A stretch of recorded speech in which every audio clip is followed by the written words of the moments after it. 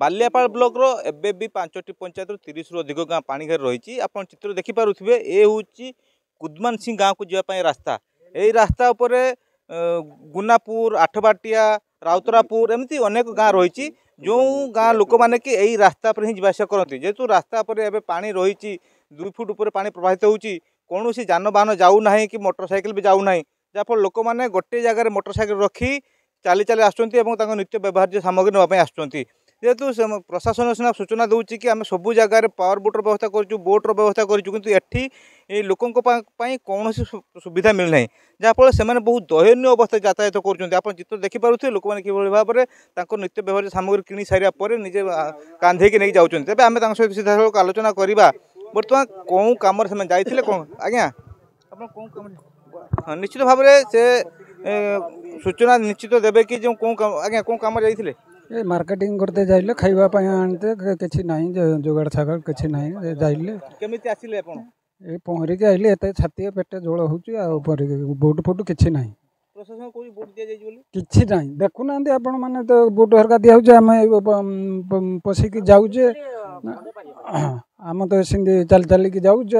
पसी के पहरा पानी रो कौन खेपे कर कौन व्यवस्था कराई सरकार तरफ किछि व्यवस्था है सरकार तरफ किछि व्यवस्था ना चूड़ा ना रंधा खाद्य ना किछि नाही ए मुड़ी खाऊचे आ चुली रो तो पानी हे युची मुड़ी खाऊचे मुड़ी भाव में प्रशासन पक्षर कौन व्यवस्था करा जाए ना जहाँ सूचना दौले कि पावर बोटर व्यवस्था कराई किंतु एटी पावर बोट ना कौन जिन ना से चली चलिक आस कौन कहे आज्ञा कौन कह तो 5-6 थर बन्या है थरे आसले आग बनियार चूड़ा देदेले आदे से चूड़ा थदु 2-3 दिन रहा बेलू पूरा खटा हो भी चूड़ा भी खाई पार से चूड़ा सीमती भी रही गला तापर गो खाद्य जो देते से खाद्य को भी नष्ट कर दिया से गोरु खाइला बेलू पेट फाँपिला बुझल ना तेणु किसी मिलूना आउ जीवा आसबार बहुत असुविधा आ फसल तो पनीपरिया संपूर्ण गला तापर जे धान रुई थे 100 एकर जमी धान आसिक भी प्रशासन एवं भी देखु धान ये जल छाला मूल सब अच्छी तेणु धान फसल सब खेती पानी आम देखुचे पानी एबे रास्ता पर पानी होची निश्चित चाष जमी ऊपर 10 फुट पानी पहरा पानी थिबो जे पानी केबे निष्कासन हो चाष अवस्था कम ठीक नहीं ये तो पानी तो एत पर्यंत छाड़ी नहीं तेणु 6 दिन तर 5-6 दिन बीतीगला पर पची गुबर हो तेणु आज होगा 3 दिन होगा तेणु आउ 3 दिन भीतर जदि पानी जदि निष्कासन हम जदि किछि बची रुहे न संपूर्ण जीव आम जहाँ जानी कि प्रथम बन्या परिया चाष जाइतिला धान चाष जी भी जी धान चाष कला से जाइतिला तापर 4-5टा बन्या गलानी पुणी आप कौन आशा नहीं चाष करते बिहन थिला सर बिहन थिला तापर कहले जे आउ बन्या हबनी बहुत दिन फांका होगा बन्या हम नहीं से आशार कि आम आउ कौन करूँ खाइबा तो किसी ये करते हे तेणु से रुइले आ थोड़े चाष कर केते टका खर्च करते खेती तो होउची थोड़े जो तले पकेले रुइले केते टका खर्च एकर प्रति वर्तमान रुईर बर्तमान 20,000 टका भितर खर्च हो देखो आपड़ एकर 30,000 20,000 खर्च कहते कि प्रशासन कौन सहायता दब से सहायता किए आपने भाग चाषी ने ना भाग चाषी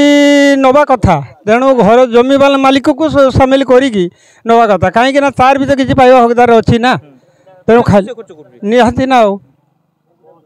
निश्चित भाव में जहाँ सरकार जदि किसी सहायता करती से सहायता राशि केवल जमी मालिक नब किंतु प्रकृत में भाग चाषी जो बारंबार चाष करुँच क्षति होउची प्रति थर चाष करने को 5,000-10,000 खर्च करुँच भाग चाषी पाऊना थे चाष बचाई से 4 थर 5 चाष कर सारे कि सब क्षति होगी आज्ञा कौन कहे हाँ सुवर्ण रेखार लगातार बन्या एटा 6ठ थर बन्या तेणु चाषी कूल बर्तमान मुंडे हाथ दे बस पनीपरिया गला धान तली पकईले तली भी नष्ट है एणे तेणे हूँ माने ये आमर धान आणिकी तला आणिकी बिल रोईले सी भी एथर बन्यारे भी